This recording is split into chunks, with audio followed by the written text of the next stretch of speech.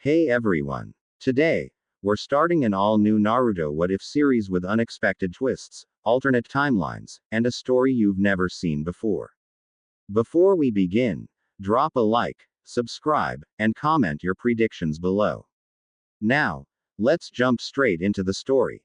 What if Naruto awakened the Rinnegan at birth? The night Naruto Uzumaki was born, something happened that should have been impossible. Before Kurama was sealed, before Minato made his sacrifice, before anyone could understand what they were seeing, a newborn baby opened his eyes. They weren't blue. They weren't the eyes of an Uzumaki. They were the Rinnegan. The legendary eyes that Madara Uchiha spent his entire life trying to obtain had somehow awakened in a child who had just entered the world. In that single moment, the future of the shinobi world changed forever.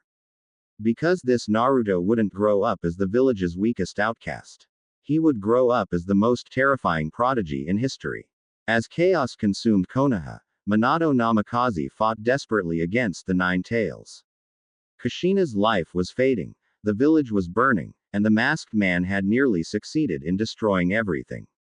Yet amid the screams and destruction, a strange pulse spread from Naruto's crib. The newborn's violet eyes glowed brightly, releasing an invisible pressure that even experienced shinobi could feel. For a brief second, Kurama himself froze. The Nine Tails sensed something ancient within the child, something that reminded him of the Sage of Six Paths. Neither Minato nor Kushina understood what they were witnessing. There was no time for answers. Believing in his son's future, Minato sealed half of Kurama inside Naruto and entrusted the rest of his dreams to the child. As the fourth Hokage took his final breath, he noticed the strange eyes staring back at him. Instead of fear, he smiled. Somehow, he felt that Naruto's destiny would surpass even his own. The following morning, news of the fourth Hokage's death spread throughout the village. Hiruzen Sarutobi returned to leadership and personally inspected the newborn Jinchuriki. The moment he looked into Naruto's eyes, his heart nearly stopped. He had seen many powerful shinobi throughout his life, but never the Rinnegan. Only ancient legends spoke of such eyes. Realizing the danger this secret could bring, Hiruzen immediately classified Naruto's condition as the highest level secret in Konoha. Despite the secrecy, rumors began spreading among the village elders. Danzo Shimura quickly learned that something unusual existed within the fourth Hokage's son. Although he didn't know the truth, he became obsessed with obtaining the child for root. If Naruto truly possessed a power greater than the Sharingan or Byakugan, Danzo intended to control it before anyone else could. Years passed, and Naruto grew differently from other children. Even before learning how to read, he could sense emotions around him. When villagers glared at him with hatred, he felt their negativity as clearly as physical pain. When Iruka secretly worried about him, Naruto sensed that as well.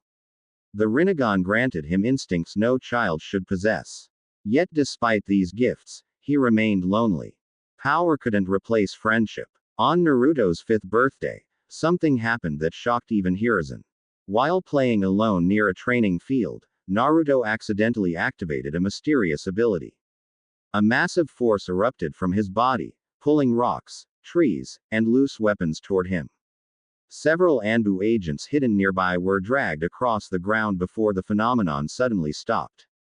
The terrified guards immediately reported the incident to the Hokage. That evening, Hiruzen reviewed ancient scrolls describing the legendary Six Paths techniques. His hands trembled as he compared the records to Naruto's ability. There was no mistake. The child had unknowingly used a primitive form of Shinra Tensei's counterpart, gravitational manipulation.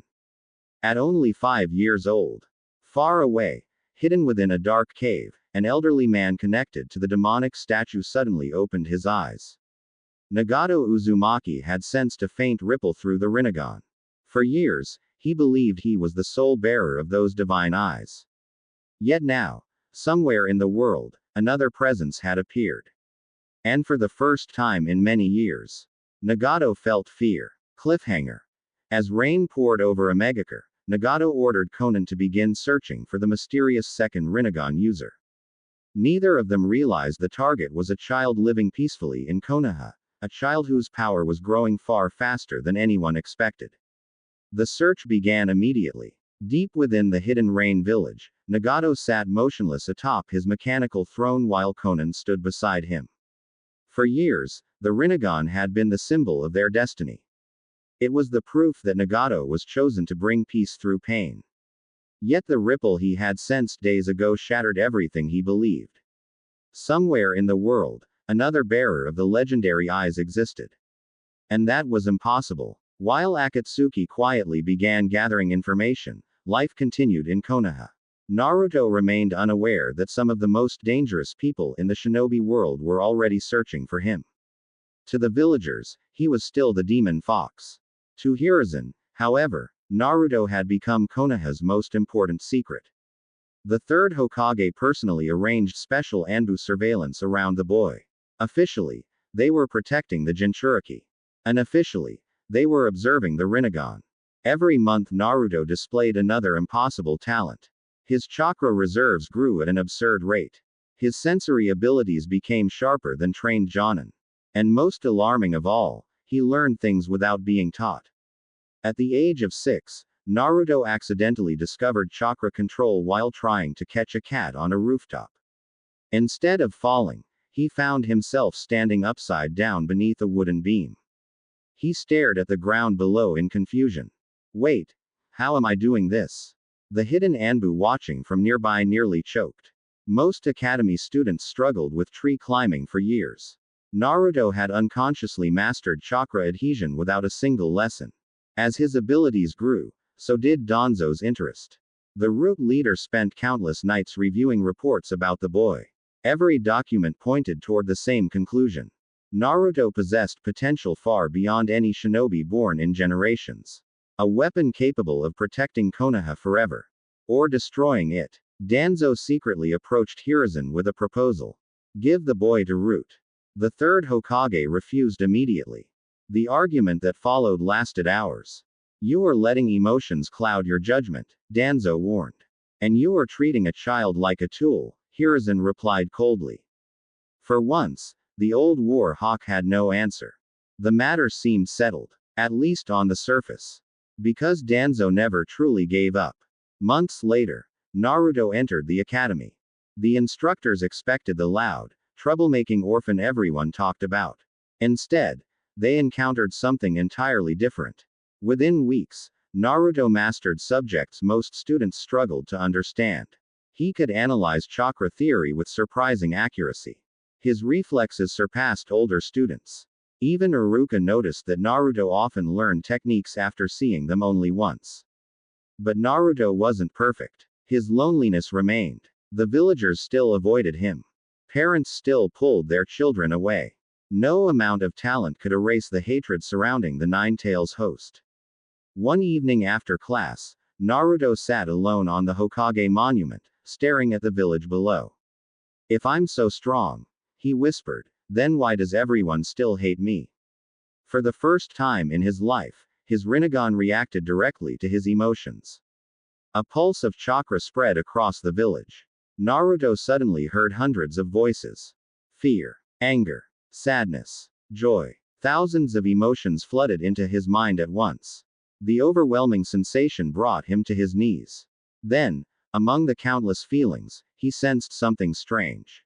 A presence. Someone watching him. Not from the village. Not from nearby. Far away. Very far away. At that exact moment, in a dark cave hidden beyond the borders of the 5 great nations, Nagato's eyes widened. Because he felt it too. For a brief second, the minds of the 2 Rinnegan users connected across an enormous distance. Neither understood what had happened. But both realized one terrifying truth. They were no longer alone. Cliffhanger. As Naruto struggled to recover from the mysterious connection, Nagato quietly gave a new order to Akatsuki.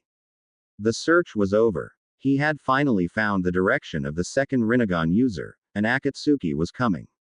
By the time Naruto turned 8, the academy had become far too easy for him.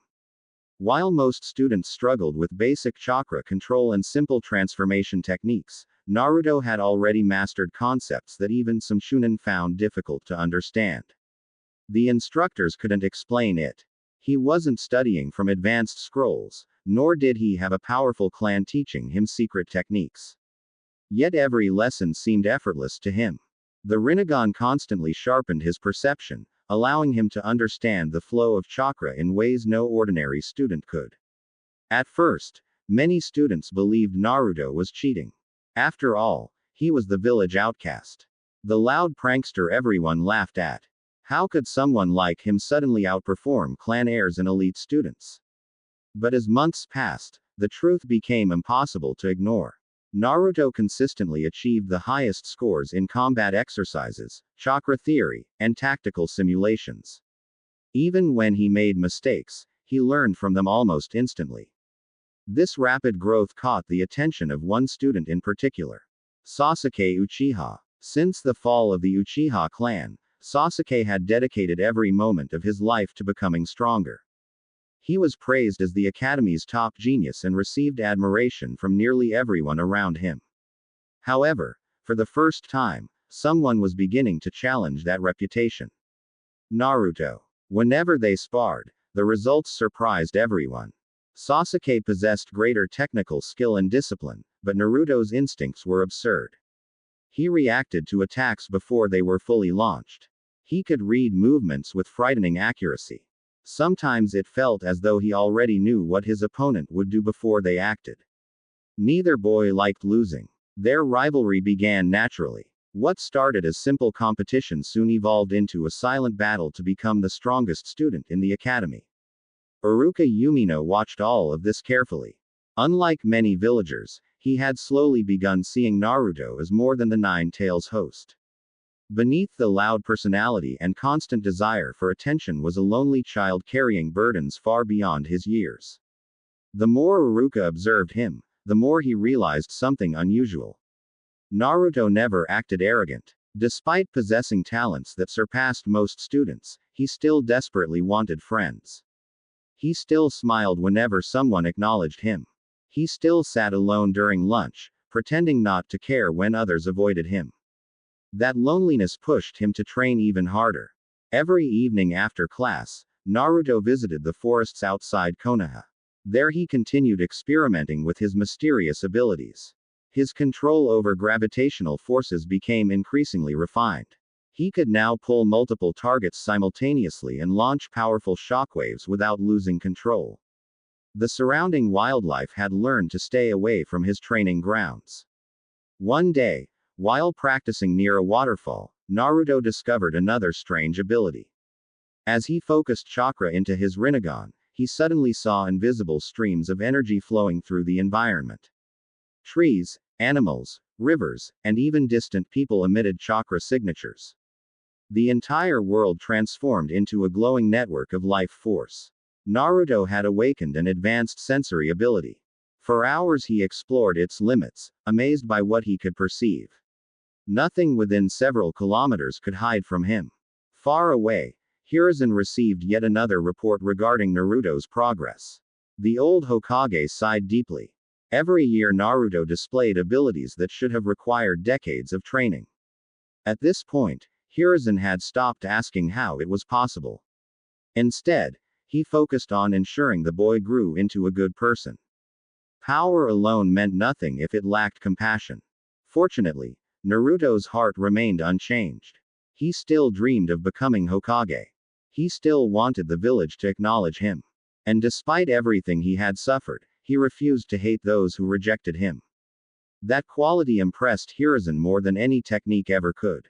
As the years passed, Naruto and Sasuke continued pushing each other forward. Their rivalry elevated the entire academy. Students who once ignored Naruto now began watching him with respect. Some even asked him for help during training.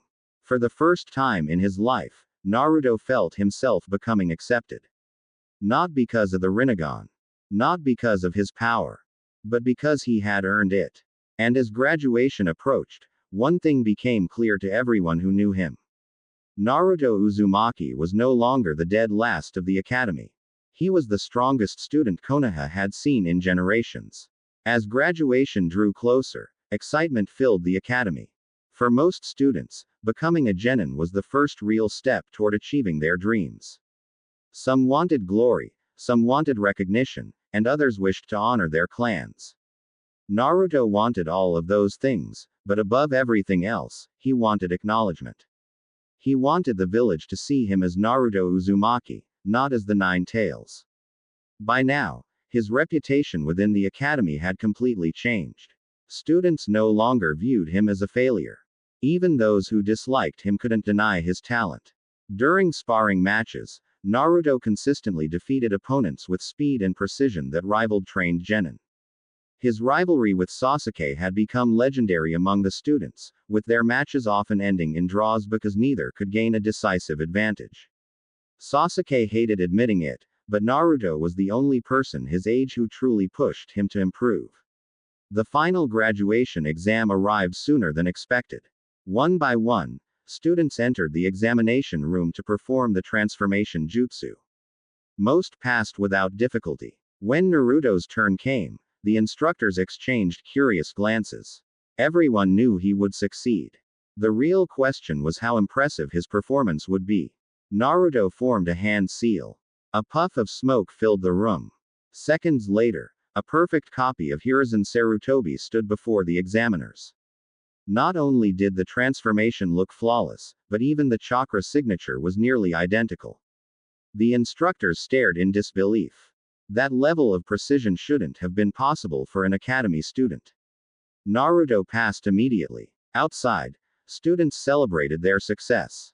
Some laughed, some bragged about their scores, and others excitedly discussed future missions. Naruto simply stood there holding his forehead protector. For years, he had dreamed about this moment. Now it was finally real. He was a shinobi. Later that day, the new genin gathered to learn their team assignments. The room buzzed with anticipation as everyone hoped to be paired with friends or strong teammates. When Iruka announced Team 7, the classroom instantly fell silent.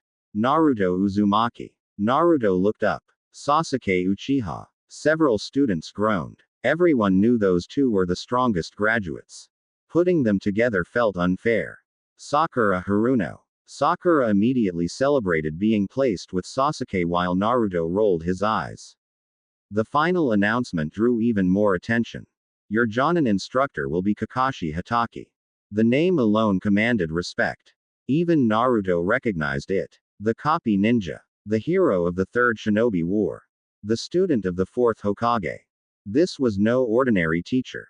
The following morning, Team 7 waited impatiently inside the classroom. And waited. And waited. Several hours later, Kakashi finally appeared with a lazy smile and a ridiculous excuse about getting lost on the road of life. Naruto wasn't impressed. Neither was Sasuke. After brief introductions, Kakashi led them to a training field. There, his relaxed expression vanished. The cheerful teacher disappeared. A veteran shinobi stood in his place. You may have graduated from the academy, Kakashi said calmly, but that doesn't make you genin yet. The three students froze. What? Sakura asked. Kakashi's visible eye curved slightly. The graduation exam was only the first step. Tomorrow you'll take my test. Historically, most participants fail and are sent back to the academy. The smiles vanished from everyone's faces. Even Naruto grew serious. He could tell Kakashi wasn't joking. For the first time since receiving his forehead protector, he felt genuine excitement. A challenge. A real challenge. Something that couldn't be solved by talent alone. That evening, Naruto sat on top of the Hokage monument overlooking the village. The sunset painted the sky orange as he thought about the future awaiting him. He had spent years preparing. Years training. Years proving himself. Now his true journey as a shinobi was finally about to begin. And deep down, Naruto had a feeling that everything in his life so far had merely been preparation for what came next. The next morning, Naruto arrived at Training Ground 3 before sunrise. Unlike Sakura, who spent most of the night worrying about Sasuke, who spent it training, Naruto had done something different. He had thought about Kakashi's words. A Jonin of Kakashi Hatake's level wouldn't care about simple strength. There had to be another purpose behind the test. When Sakura and Sasuke finally arrived, they found Naruto sitting quietly on a tree branch, observing the field. The three exchanged a few words before Kakashi casually appeared several hours late as usual. Without wasting time, Kakashi revealed the challenge. 2 bells hung from his waist. Your goal is simple, he explained. Take these bells from me before noon. Anyone who fails won't become a genin. Naruto immediately noticed a problem. There were only 2 bells. 3 students. Kakashi smiled beneath his mask as confusion spread across their faces. Exactly. The test began. The moment Kakashi said, "Start," Sasuke disappeared into the forest. Sakura hid moments later. Naruto remained standing in the open. Kakashi raised an eyebrow. Not hiding. Naruto smiled. Not my style. Then he moved. The ground cracked beneath his feet as he shot forward at incredible speed. Kakashi's eye widened slightly. Naruto was much faster than Academy reports had suggested. Naruto's fist aimed directly for Kakashi's head. Kakashi blocked effortlessly. A second punch followed. Then a kick. Then another attack. Naruto unleashed a relentless barrage that forced Kakashi to take several steps backward. From the forest, Sasuke watched in shock. Most genin couldn't force Kakashi to move at all.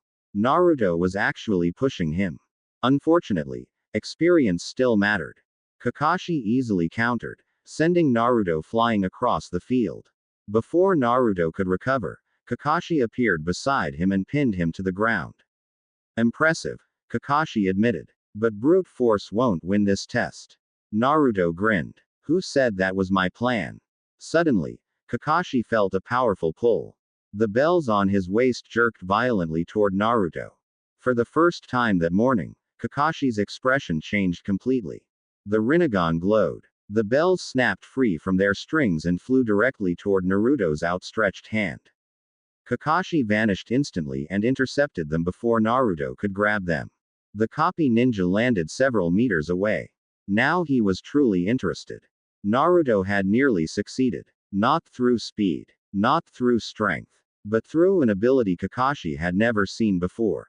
The battle continued for nearly an hour. Meanwhile, Sasuke launched his own attack. Fire-style techniques and shuriken combinations forced Kakashi to divide his attention. Sakura mostly observed from hiding, trying to understand the purpose of the test.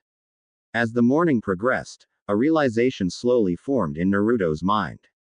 Every time one student attacked alone, they failed.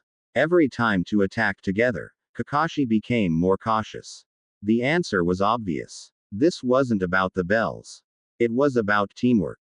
During a short break, Naruto approached Sasuke and Sakura. "We're doing this wrong." Sasuke frowned. "What are you talking about?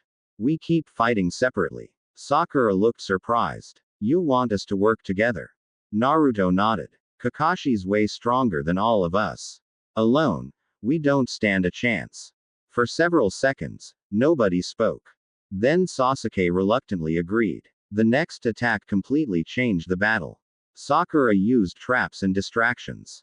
Sasuke pressured Kakashi from close range. Naruto controlled the battlefield, using his unique abilities to limit Kakashi's movement.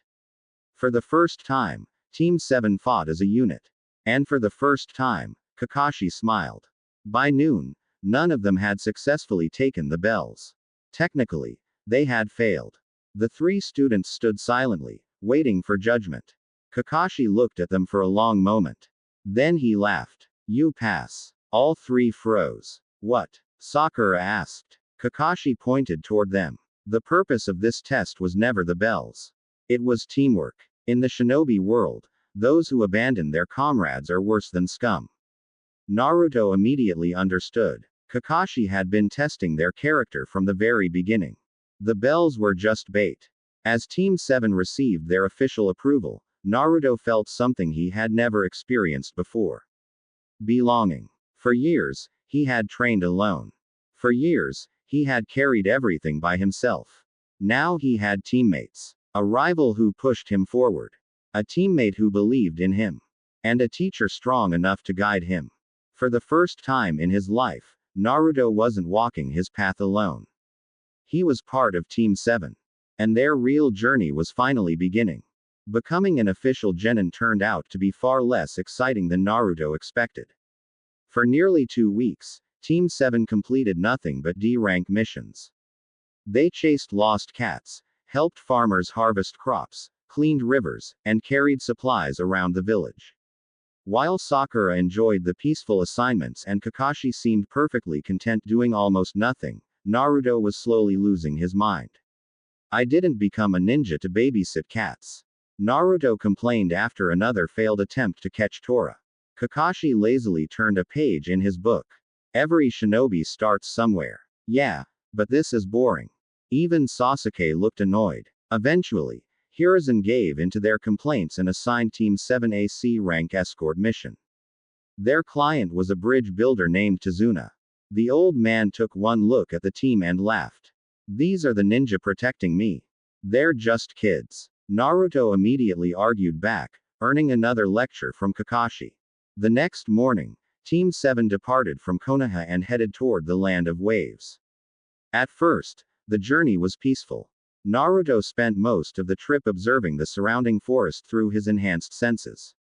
Ever since awakening his advanced chakra perception, he had developed a habit of constantly monitoring his surroundings. That habit saved their lives. Several hours into the mission, Naruto suddenly stopped walking. His expression became serious. Sensei. Kakashi glanced at him. What is it? There are 2 people hiding ahead.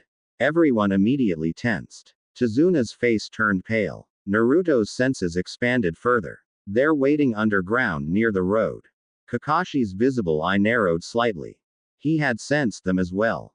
Moments later, chains erupted from a puddle beside the road. The demon brothers attacked. Their poisoned weapons shot toward Kakashi with lethal speed. The ambush should have succeeded. Instead, Naruto raised his hand. The attackers froze. A powerful force suddenly yanked both assassins off balance. Before they could react, they were violently pulled toward Naruto. Sasuke instantly understood the opportunity.